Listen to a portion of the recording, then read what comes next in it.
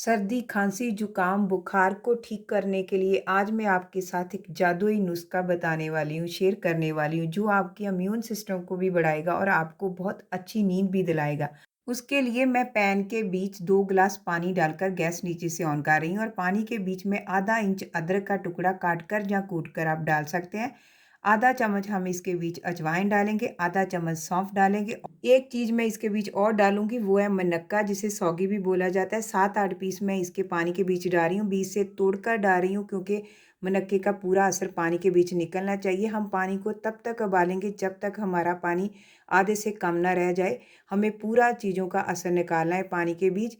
जब हमारा पानी आधे से कम रह जाए, उसे हम छान लेंगे। इसके बीच हम 1 चम्मच शहद मिलाएँगे। अब जिसे भी खांसी, जुकाम या सर्दी हो, आप उसे इस जादुई ड्रिंक को पिला सकते हैं। आपको एक बार में इसका असर दिखाई देगा, चाहे बहुत ही